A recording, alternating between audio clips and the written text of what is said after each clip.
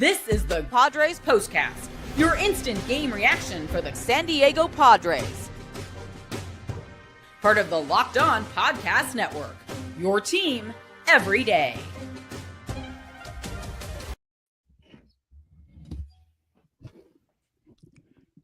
What is up, Padre fans? Welcome to your Padres POSTCAST on the Locked On Podcast Network, your team every day. My name is Jim Grease Hauber. Call me Grease, Gries, at Jim Grease _ on social media. So much to talk about today. Unfortunately, my friends, none of it is good. The Padres get smoked 6-0 in the series finale at Detroit to finish a 2-4 road trip. The offense completely offensive. We've been talking a lot lately about how anemic it's been, and particularly with runners in scoring position. So we have a lot to get to today. And as you can see, a very special guest here today to do it with. It's your Padres POSTCAST on the Locked On Podcast Network. First things first, I grease freaks all the honeys, dummies, Playboy bunnies, those wanting money, and anybody who's not a Padres fan. We always talk about that every day. But first things first, want to thank you for being here. Tons of gratitude from both of us, making this channel pop and grow. Give us a subscribe, hit that button, hit the bell, and come on in and say hi to us. Thank you so much for being here. We're free every day. You make us your first watch, listen, both of us, so that's 2.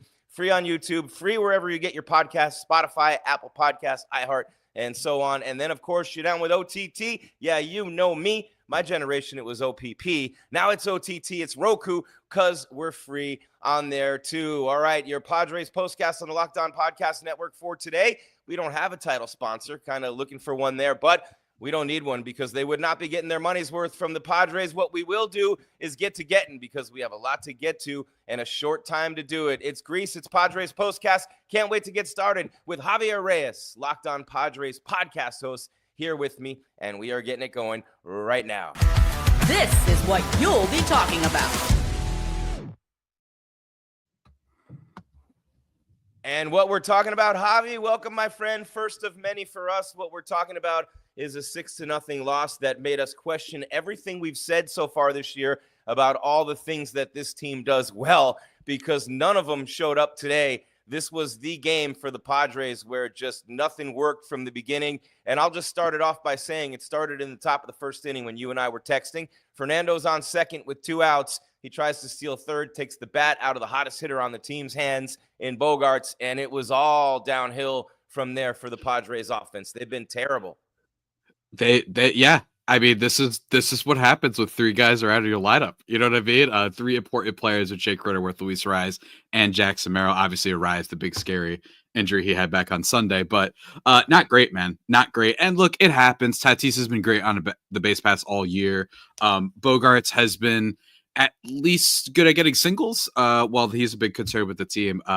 It's just not a good note to start off with, man. You know what I mean? And look, I just want to give a shout out also to Daniel Gonzalez in the chat. That was horrible. Our boys got smoked. Correct. I think that's a great summation of what happened today. What's up, but Daniel? You know, it really did feel like the beginning here was just, oh God, is this going to be a sign if it was a fortuitous moment? And unfortunately, it was. Yeah, and I want to bring up a picture here because this is the end of the day for Hart, and I want to talk about him for a minute because the offense has been really bad, and I don't know what they finished up today. Javi, real quick, let me bring that up. I have their box in front of me. All right, box score, runners in scoring position. You've been talking about it. I've been talking about it a ton, bro, and it has been a big problem for this team. They were 0 for 5 today, which means they are 6 for their last 41. Not helping our guy right there that you're seeing on your screen, and he didn't have the best outing. You know, obviously we're talking about Kyle Hart, Heart Attack. I mean, he likes to call himself Heart Attack, but he really pitched himself around some jams today, and he had, you know, the home runs that he gave up, but the bases loaded with nobody out, and he gets everybody in order, and he comes out striking guys out. We're going to get to that in a minute with Niebla, but Hart deserved better today. When your starters battle and they show the guts that he showed, that's why I put it up there. Hart, you know, Niebla, when he came out and had the conversation with him, he looked like Tom Glavine after that, pitched his way through it, and he deserved better from the offense. And then on a day when the bullpen didn't have it either, and you didn't see, you know, Adam or Suarez or any of those guys, Javi, but, you know, just one of those days where the offense couldn't get anything going. And really, I thought Kyle Hart, even though it wasn't his best game, the heart that he showed and the way he pitched through things, he deserved a lot better from the offense. He did, man. Look, it was that was kind of the big if there's one highlight, right? Like, and don't get me wrong, still a good team, right? They've been a very good team all year. You know it. You're doing the postcast. I'm doing the regular show after every game. It's been mostly very good, and they're just in a bad rut right now. And at least, the rut can be a little bit explained by the injuries, right? Especially on the offense. But if you just looked in a vacuum today, that was the kind of the coolest thing that happened. Is Kyle Hart was okay, like he really was, and we were texting about it. The sweeper looked really good in this one. I think that might be like a legitimate I love the pitch for sweeper, him. man. I love that pitch, the sweeper. Isn't it great? It's fantastic. I love it. Great name too. It's always, I'm a big name guy too. I may or may not have judged and predicted multiple Padres in my life just because I like their names. Shout out Miguel Diaz, reliever who pitched for this team like in 22, I think, for like half a second. And you know, any of my Cobra Kai fans out there know what I'm talking about. But yeah, I mean, it's just really cool to see him have that really nightmarish first inning, and he's had bad innings this year, and particularly at the beginning, the Cubs series, right? Didn't even make it out of the first inning, and it was against a pretty good Tigers lineup. I like that he bounced back, got some really good strikeouts. There's at least hope that this guy can be a depth piece in the rotation, maybe a good 5, a good 4, something like that. And I think that he shows some guts here. I think that he's a guy that's still acclimating to Major League Baseball a little bit.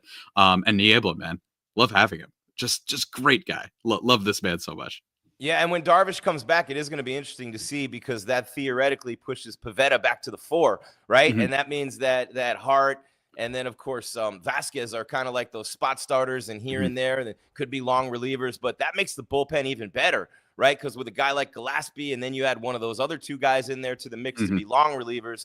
And even though, you know, one thing I want to, though, mention, Javi, and we have a break coming up in about a minute and a half, but we'll do for the duration today. This is obviously Javier Reyes, Locked On Padres podcast. If you've been living on another planet and you didn't realize that we were both on the same channel here, bringing you day to day with Javi, who's been doing this since before the pandemic. So think about that. Been here a long time, has built this channel show by show, year by year, grinding. And I'm grateful to be here this year doing the postcast, rescued from Marlins purgatory last year, Javi, to get the Padres. And you know all about the Marlins with Luis Ariz and Tanner Scott. And who's the pitcher who's still out right now? Hoeing is still out right now for the Padres. Came in that trade as well with Tanner Scott, who, by the way, has, 8 saves, Tanner Scott with the Dodgers, and they just didn't have room. Yeah.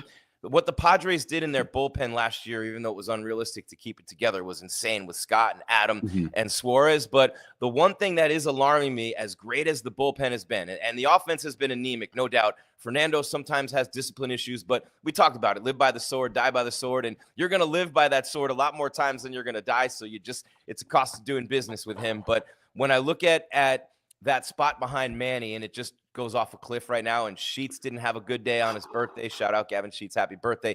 But the offense just goes off a cliff from there, and we know that. And when those guys come back, when Merrill and when Cronenworth comes back, and we're going to talk second half of the show about who they should trade for, an ace pitcher or a big bat or maybe both, and then that's what they might need to beat the Dodgers. But real quick, these 2-out rallies that the bullpen has been giving up here and there, are you concerned about that at all? I mean, that's something that has kind of reared its ugly head a few times lately. It happened again today in the 7th with the two outs, nobody on. They give up the double. Next thing you know, 2 more runs. A tiny bit. Look, Yuki Matsui had moments like this last year where no one's hitting his off-speed stuff. Every now and then you hone in on that fastball, they take him deep. But I mean, a tiny bit concerned. And what I mean by tiny is just that last year, some of the bullpen, especially early on in the year, when it had bad performances, part of that was like, all right, well, you're asking them to do a lot.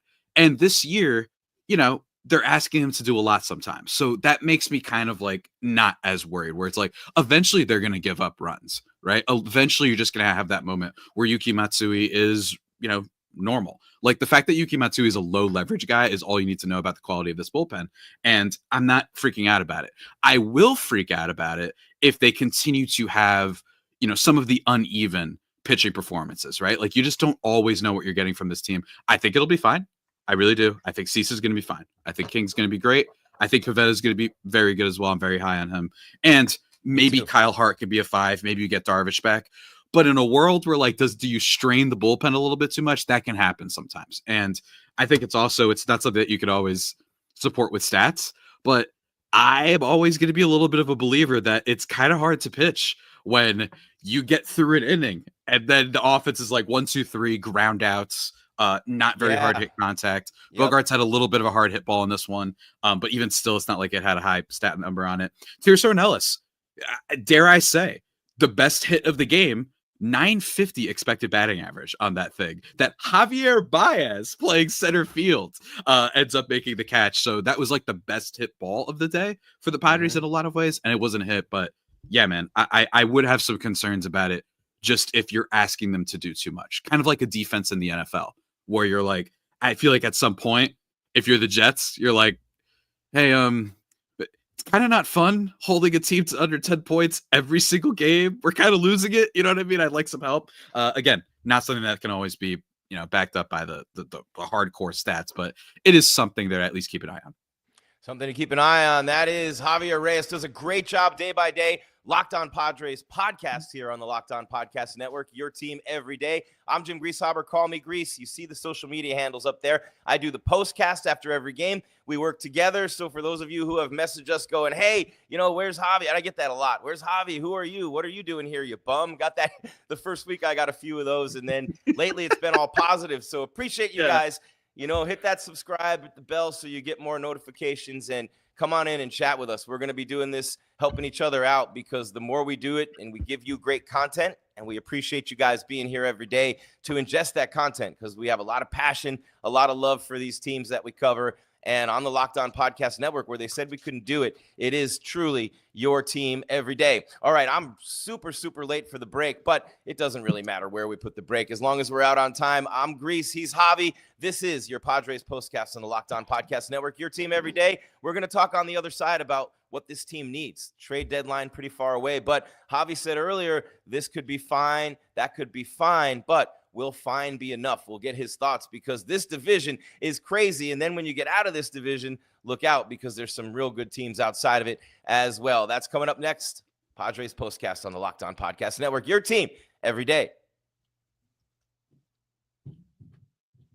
And today I have the opportunity, and we got a couple good ones for you today. And I always make it part of the show, Javi. I don't know about you. I always talk about the sponsors as part of the show because of the fact that 220 plus shows, the deals that you all are getting as a result of being here on this network with us. We love to give you these deals, and we love to take care of you, because that's how we get taken care of, and we get to do what we love and get paid to do it. So there's something really good in it for all of us every single day, because of people like the good folks at Supply House. Now, if you own a business, or if you're a skilled tradesman or woman, you know what I'm talking about. You get the supplies that you need made for you at Supply House. Whether you're in plumbing, HVAC, or electrical work, Supply House is the reliable way to order products online. Their easy-to-use website, packed with helpful resources and the latest product info to help you get the job done right. Plus, with a complete inventory of over 200,000 parts from 400 plus top brands, the best of the best, you'll find exactly what you need, delivered fast from coast to coast.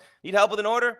Supply House offers expert support and industry-leading service, so you'll always talk to a real person. No robots here, no AI. And for trade pros looking for an extra edge, their free Trade Master program offers exclusive perks like a dedicated phone line, free shipping, and discounts on every order. Thousands of skilled professionals are already taking advantage. Now, it's your turn. Join the Trade Master program today at supplyhouse.com/TM. Start ordering plumbing, HVAC, and electrical supplies with just a few clicks. Plus, use the promo code SH5 for 5% off your first order. That's supplyhouse.com. For Supply House on the Locked On Podcast Network, your team every day. And next up, this is always the part that gets me with my Gen X ass, Javi, just so you know. It's Wonderful Pistachios. There we go. Looking for a snack that's both delicious and nutritious? Crack into a good source of protein with Wonderful Pistachios. Are there any other kind than Wonderful Pistachios? Easy for me to say, is one of the highest protein nuts. Each 1 ounce serving has 6 grams of protein, giving you over 10% of your daily value. Plus, they're packed with fiber and better for you, unsaturated fats to help keep you feeling fuller longer. I feel like the Californians already know this, Javi. We're just repeating it to them. But for the rest of you, I love the no-shells variety. It's the perfect grab-and-go snack for busy days. I'm at my desk, I'm doing shows, I'm on a road trip. Just need a quick protein boost. They're always my go-to. And if you love cracking them open, who doesn't love that sound, right? It's like a beer can. As a matter of fact, they go really well together, right? Wonderful Pistachios, complete protein, all 9 essential amino acids. Man, they pack a protein punch. So whether you're between meetings or dropping off the kids, Wonderful Pistachios are the snack that works as hard as you do. So get snacking and get cracking with a snack that packs a protein punch. Visit wonderfulpistachios.com to learn more about Wonderful Pistachios on the Locked On Podcast Network, your team every day. And there we go. I didn't think I had that up there. Boom. Sorry about that. Wonderful Pistachios. Sometimes they don't pop up there on StreamYard. I need to click it a little bit harder or something, Javi. But there we have it. So great offers from incredible sponsors for you. It's your Padres Postcast, free on YouTube, free where you get your podcast audio-wise, free on Roku. It's Grease and Javi getting right back into it. 6-zip today, Javier. Fernando gets thrown out at third, trying to steal with Bogarts at the dish in the first inning. Kyle Hart gets slammed from there, gives up a home run, and shows a lot of guts, pitches out of a couple of big jams, even though he gave up a couple of long balls. The bullpen, not its usual dominating self today, and you have that 6-0 final to finish off a 2-4 road trip. But the Dodgers have had a little bit of a skid themselves playing the Cubs lately. Their pitching staff has been, if you're a Dodger fan, I'd be a little bit concerned about some of those pitchers right now for sure. And I still don't know how they let Flaherty go after watching him pitch in the opener of this series. But is it something that Padres fans should be concerned about? Will the returns of Cronenworth and Merrill, will that be enough for this offense? Or do the Padres seriously need to start thinking about going out and getting a big bat so they can compete? That's the question. That'll be the question to follow, I think, as the course of the season unfolds. I think that I lean towards they just need to get decent bats. I mentioned this a little bit on my show, our show, whatever. I don't know exact terminology we'll be using, but in terms of the episode that I posted this morning, I think that there's a world in which they kind of operate similar to how they operated in 2023, but instead it's in a good sense, right? They'll be, all right, we don't want to spend too much because this is a lost season. We don't want to go big. Instead, it'll be you know what? We already have a lot of good players.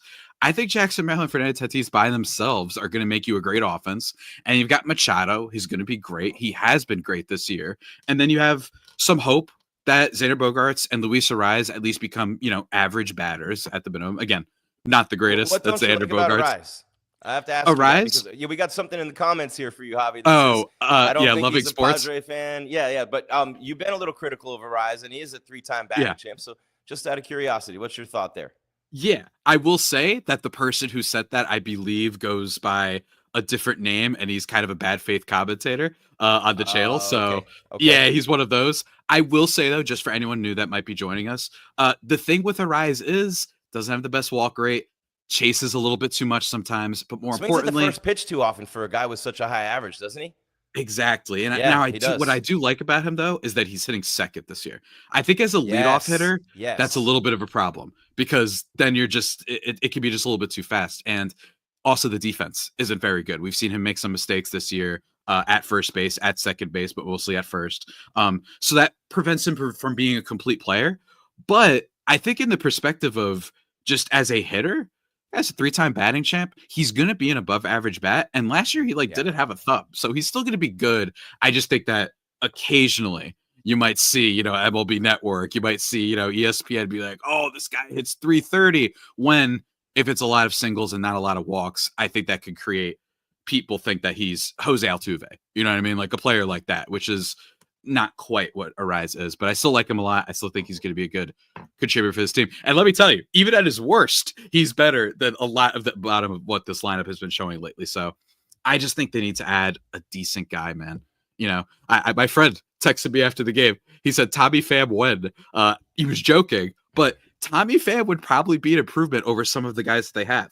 We're still going to have to see. I think the verdict is still out on guys like Oscar Gonzalez and Tirso and Ellis. Got to give them a little bit more time. You know what I mean? And we mentioned Tirso in the first segment got really unlucky with that one shot in the 8th inning. I believe it was the 8th inning. They made the deals last year too. They made so many moves over the past couple of years. They've depleted the farm system. You've talked about this a lot. So the farm system's not there to make these deals with. So you're trading big league guys, right? You're trading Cease. You're trading King. They're going to have to be part of a package. One of those guys, right? You would think one of those guys would have to be part of a package. And then, do you really need to go out and get that big time offensive powerhouse player? Fernando, I love Fernando in the leadoff spot. I'd love to see more plate discipline from he and from Arise in the 1-2 spots. But again, live by the sword, die by the sword. I'd rather see them get the arm. I'm always the guy who's going to say, pitching wins championships, and they've had Blake Snell here. They've had some big time aces in San Diego. And last year, playoff U is fantastic. So you have to figure Darvish will be one of those key guys in the postseason. If they make the postseason, Javi, look at Arizona, look at San Francisco, look at the Dodgers. And then if you make it out of there, Mets, Phillies, you got so many really good teams, the Cubs, who you've already played twice. You're not good enough right now to beat those teams. I just don't think the Padres are not good enough to beat those teams in the playoffs. I'm sorry, they're not. Say I'm not a Padre fan all you want. That's just me being real. Yeah, I mean, I could see it. I think that the rotation is okay. I think it is going to be tough, though. Maybe Eggy Rosario, who is a player that they seem pretty hell-bent on not giving a chance at this point, at this juncture. I think that Eggy Rosario, instead of some of the Yuli Gurriel bats that we've gotten this year, I think him over maybe even Tyler Wade every now and then might be okay. I know that Tyler Wade is being used because Lockridge is also hurt, so they needed someone in center field. I understand that, but Eggy Rosario might be a prospect that at least can be shipped for a decent bat. Are you going to go out and trade for, I don't know, as a Daniel Gonzalez comments, we got to get Yuli out of there. Yeah, he's been really bad this year. I do think that there are some guys in the Padres farm system that you can trade for just 100 WRC plus guys, literally the league average at bat. Frankly, even guys who might be a little bit below that. Jesus Sanchez out of Miami could be one. I don't think you have to give up too much for that. You talked about really Sandy Alcantara. I mean, yeah. The Cy Young winner. He's making, 17 this year, 21 next year. I know. I did Marlins Marlins he was bad today. And I believe he was bad today, too. So, by the way, maybe a good thing, right? Maybe Preller could swindle the Marlins. Now, I will say, I've heard decent things about the new Marlins kind of general. The Marlins want farm guys, though. They don't want anybody making any money. Yeah, they don't want any guys making money. So again, maybe you send them Eggy Rosario, and I don't know. Again, it gets really barren. Like I've almost forgotten half the Padres prospects, right? Like it hasn't been great. And the top two prospects, you're not trading those guys for anyone who isn't a guaranteed star, right? I think that if Sandy is at his best, maybe a Salas, maybe you do that, right? But I think can you give up Hightower and Eggy? Maybe throw in Tirso. Could that get you Sandy if Sandy isn't pitching well? Crazy things have happened. Put you over the hump? Does a reinvigorated, recharged Sandy so. Alcantara, Cy Young Award winner at the top of this rotation, which moves King and Cease and everybody down one, which, I mean, you think about that depth. I would slot you in, and depending upon how you pitches when he comes back, he'd be before or after Pivetta. And what a steal they got Pivetta for on that contract. Was it $4 million? So you think about what he's given them, and the velocity high in the zone, his location's been great. But you think about that, and all of a sudden you add an ace in there, and that rotation is scary. And all of a sudden it looks like with Alcantara there, all of a sudden you might have the best rotation in the National League out of any of the contenders. It would be really good, because here's the thing. Alcantara doesn't need to be an ace in our rotation. You've already got two Freudian slip there, two ace quality guys in Cease and King. And then you've got someone very good in Nick Pivetta, who I personally, my bold prediction was that he would be an all-star this year. And looking if Sandy is so far. If Sandy at worst is your fourth guy, could you imagine that? It's kind of like the Phillies, where Aaron Nola is not a superstar pitcher, right? That's a great comparison. But he's solid. He's consistent. He's going to get you strikeouts. And I think he's thrown at least 160 innings over the last 5 years. Yep. And he is their 4, or at least might be their 4. That's what gets you to a World Series right there. That's what gives you and then on top of this bullpen, it could work.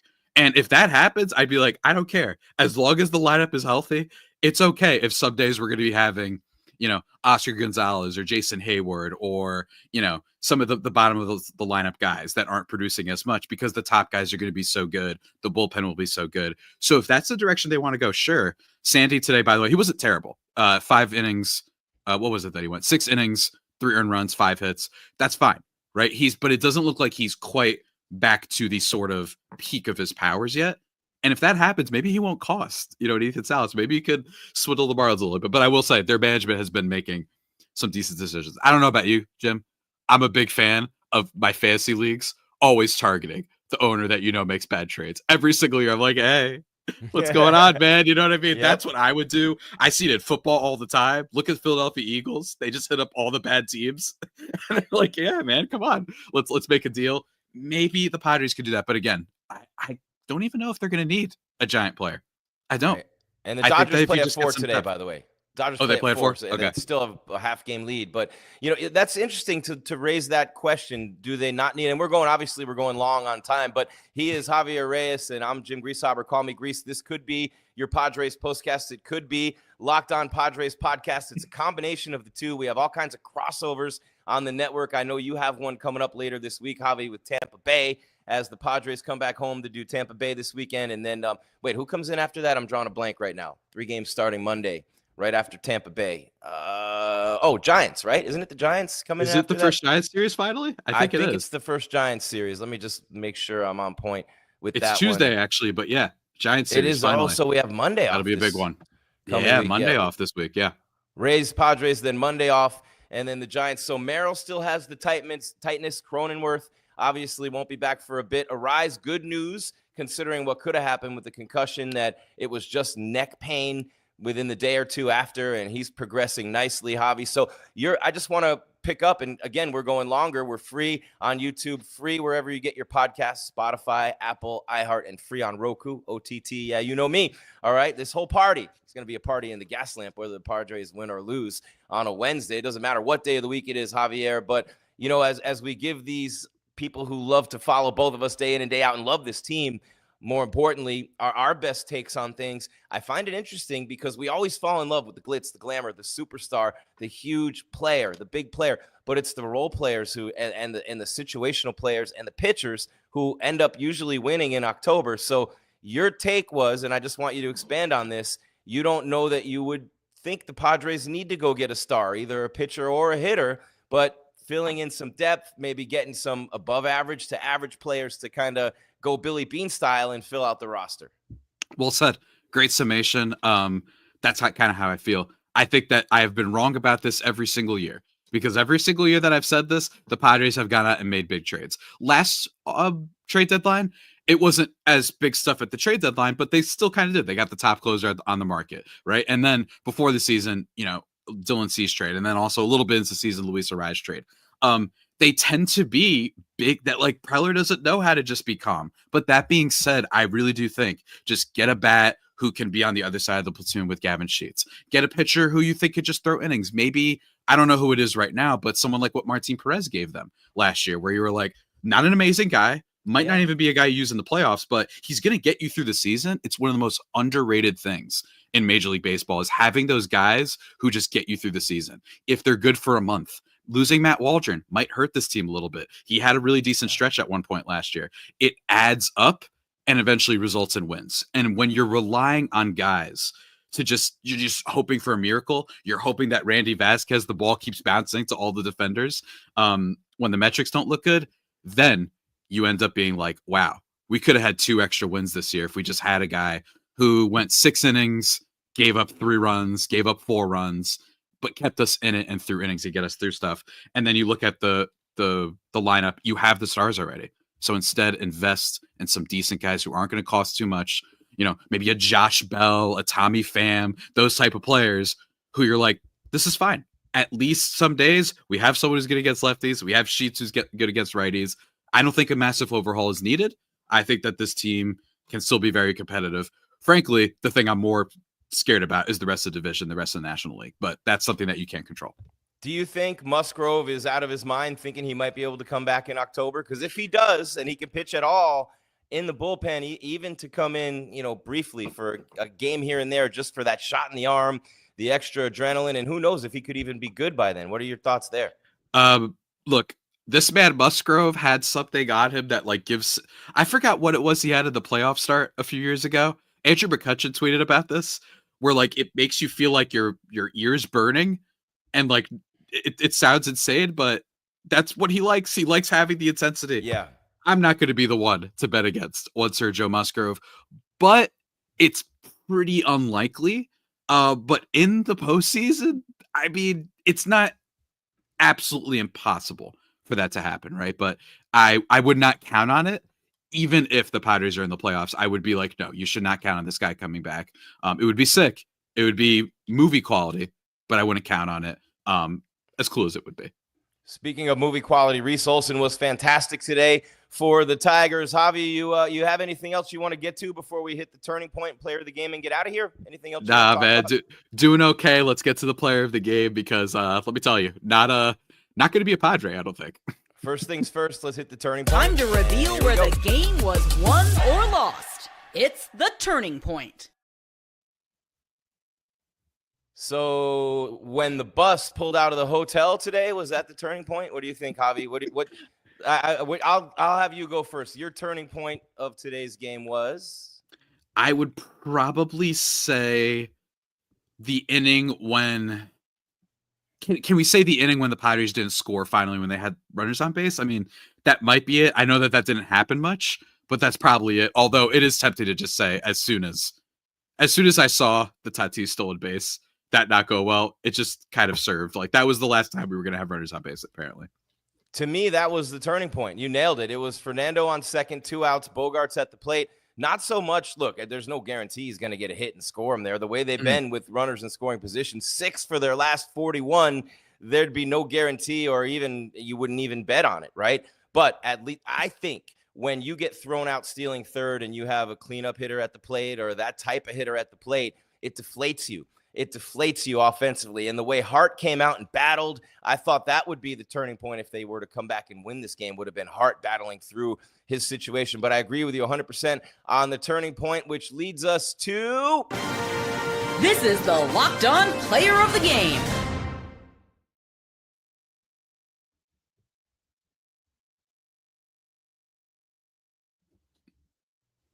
So nice, we played it twice, but not on purpose. The player of the game, Javi, I think it was worthy of playing it twice for this guy. His best outing of the season by far, although against this version of the Padres offense, I have to put a little asterisk next to Reese Olson, who was fantastic, the starter for the Tigers today. 7 1/3, 2 hits, a walk, 7 strikeouts, getting ahead of everyone. And this is how I really gauge a dominant performance by a starter, because in today's Major League Baseball landscape, you're hoping as a manager and pitching coach to get through the lineup 2 turns through and then you're done, a reliever. You don't want to give those hitters a third chance to see your stuff.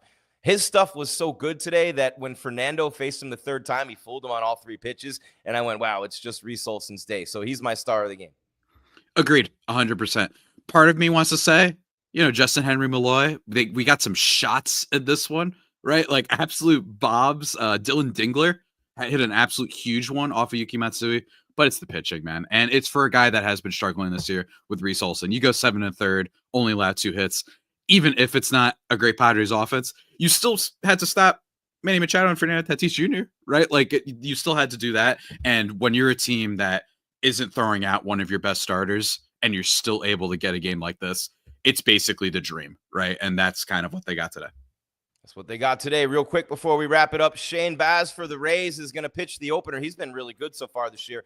2-0 with a 3.22 against Michael. Down with the King. We want to be down with the King. 3-0 with a 2.57. Just what the Padres need. Their ace, one of 2 co-aces, back out on the mound for the opener with Cease lined up for game 2.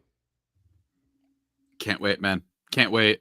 Got to do better offensively this series. The Rays have had a couple guys that have been raking, though. So do not think that this is a walk of a lineup whatsoever. Jonathan Aranda and Cam Misner, those are the guys. Both nearly 200 WRC plus guys, at least in the early going. Don't think it's going to keep up to that degree, obviously. That would be obscene. But Rays, always a team to be wary of, just procuring brilliance out of thin air is what Tampa does. So that should be an interesting one. And then getting raided by the big boys when it all happens for them. But occasionally they mix in a playoff performance. But always a good farm system, always a good team. Javi, real quick, what do you have coming up on the podcast? Going to be talking a little bit more about some potential trade guys. Just why not?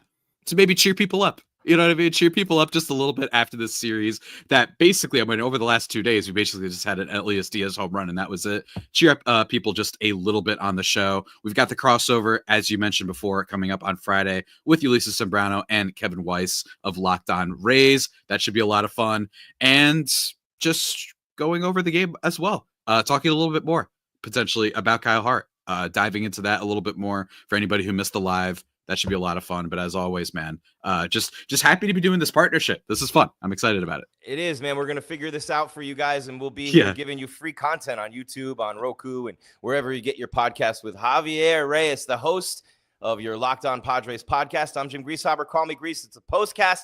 And Javi, I wrote this to you in a text. I don't have a problem saying it. I'm an old head. This is where I make my kids cringe. Dad, you're cringe. You know, this is mid and you're cringe. This is mid and you're cringe. So you see the whiskers here. I have no problem giving people their flowers, bro. You have all the talent in the world. You're tremendous. I'm honored to be working with you. So everything that I have, I want to pour into you and this channel for all of our great listeners and viewers. And I'm really looking forward to this partnership. So when you're done with this postcast and when you're done with the podcast day in and day out, you everydayers know this, those are your first and second listens of the day. But make sure you go back and check out the all-new Locked On MLB Game Night. It really is great. Every game, every night, all season long. Local analysis, national scale. It's MLB Game Night on Locked On MLB on YouTube or wherever you listen to your podcast. But first things first, make sure you watch Locked On Padres podcast with Javier Reyes and then the postcast with me, Jim Greasehaber. Call me Grease. Thank you so much for being here again. We're free on YouTube, free on Roku, free wherever you get your podcasts. My name is Jim Greasehaber. Call me Grease. So happy to have you here. As always, I remind you to keep your game tight and your mind right. We are out.